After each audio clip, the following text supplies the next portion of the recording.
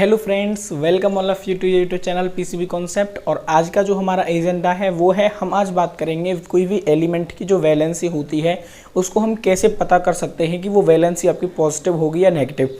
क्योंकि देखिए, मैंने वैलेंसी निकालना सिखा दिया है।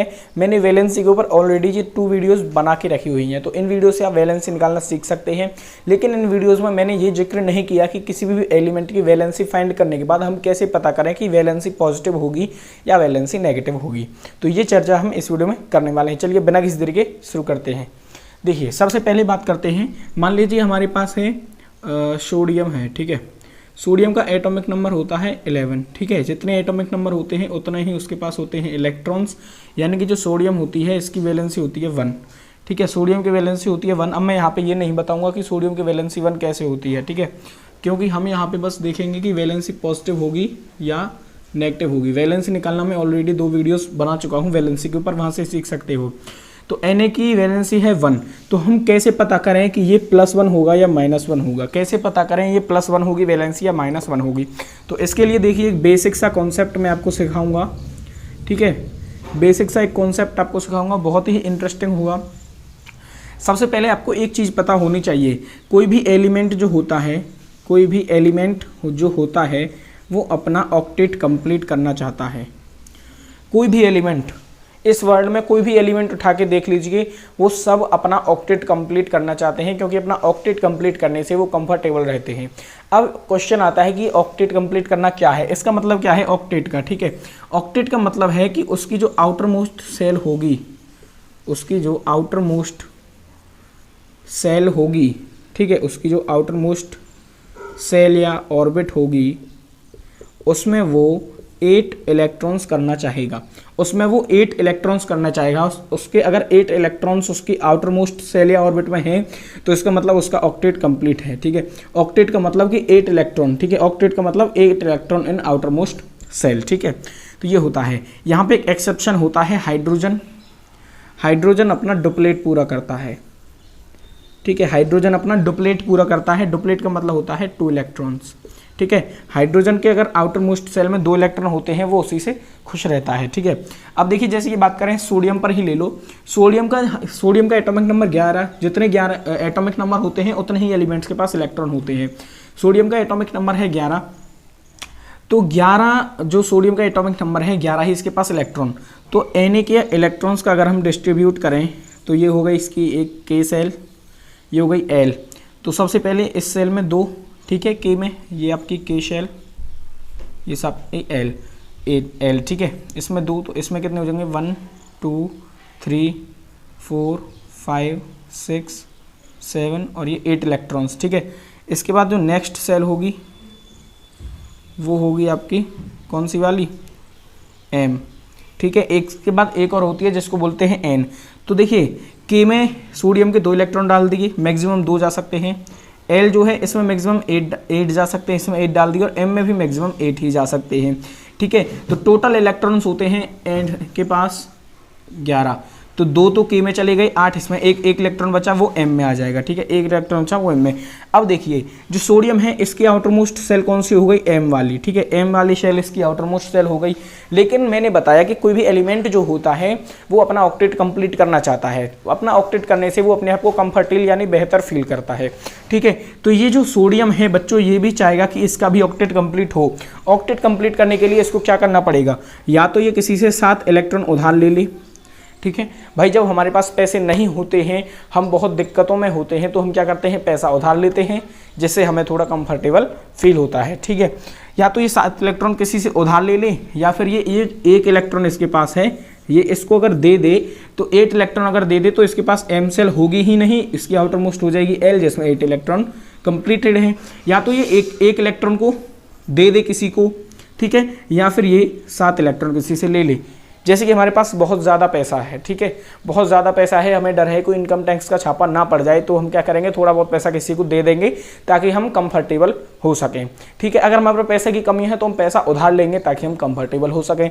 यहाँ से आप रिलेट कर सकते हैं, ठीक है। तो इसमें क्या होती है, पैसा तो हम ले भी सकते हैं, दे भी सकते हैं, वहाँ कोई कंडीशन नहीं है। लेकिन यहाँ एक कंडीशन होती है बच्चों, वो कंडीशन होती है कि 4 इलेक्ट्रॉन्स से ज़्यादा, ठीक है, 4 इलेक्ट्रॉन से ज़्यादा ना तो हम लेंगे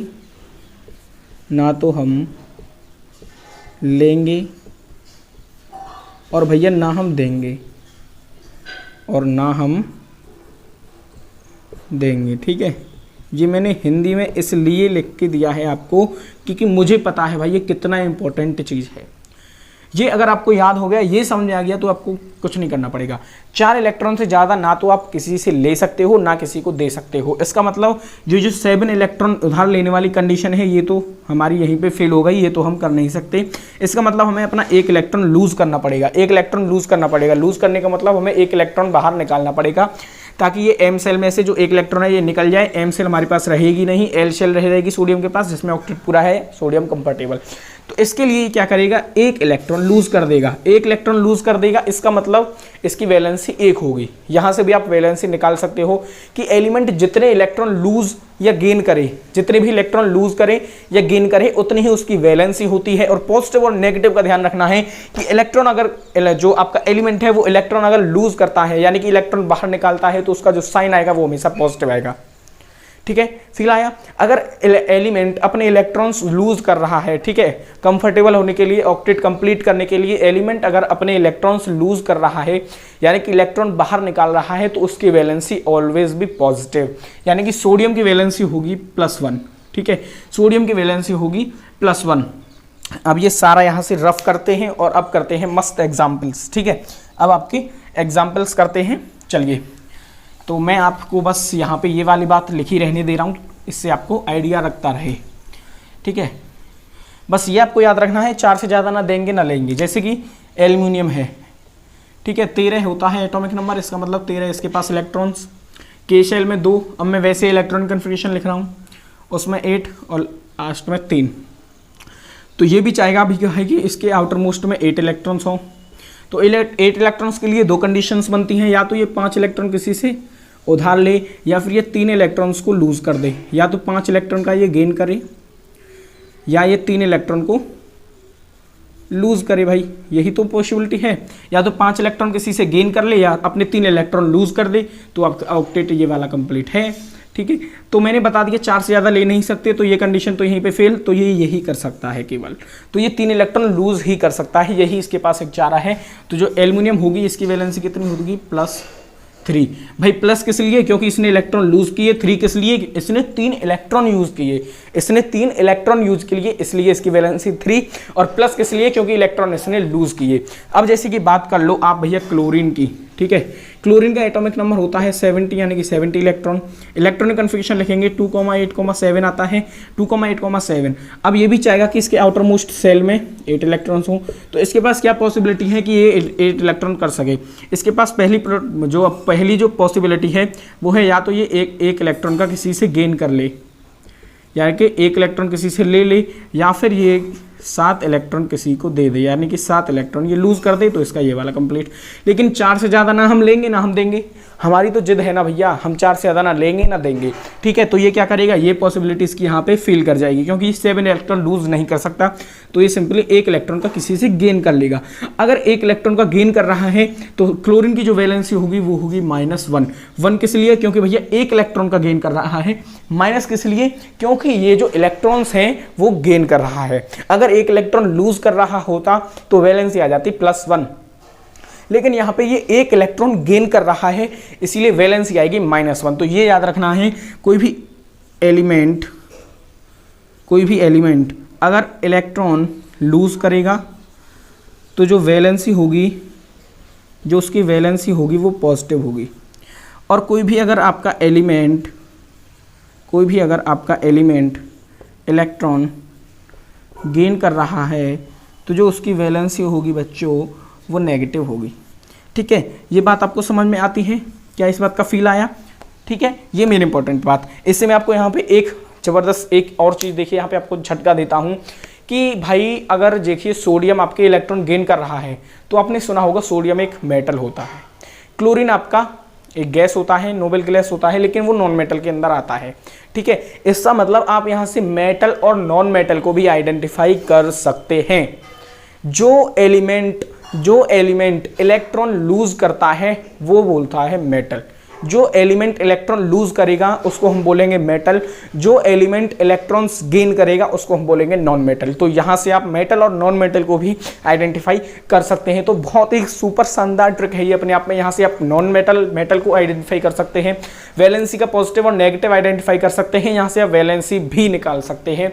तो ये एक वीडियो ऑल इन वन है अपने आप में। तो चलिए मिलते हैं अपनी नेक्स्ट वीडियो में। मैंने आपको बता दिया है, आपको बस ये देखना है पॉजिटिव नेगेटिव के लिए कि ये जो एलिमेंट है ये इलेक्ट्रॉन का लूज करेगा या गेन करेगा। वो कैसे देखेंगे, उसका ऑक्टेट देख लीजिए, आउटर मोस्ट सेल में कितने इलेक्ट्रॉन्स हैं वहां से आपको पता चल जाएगा। अगर इलेक्ट्रॉन्स 4 से कम हैं तो वो उनको लूज करेगा, और इलेक्ट्रॉन्स 4 से ज्यादा हैं तो वो गेन करेगा। ठीक है, अगर इलेक्ट्रॉन्स किसी में 4 हैं तो वो रेयर केस होता है, वो एक एक्सेप्शन होता है। ठीक है, तो इस वीडियो में इतना ही, बस मिलते हैं अपनी नेक्स्ट वीडियो में।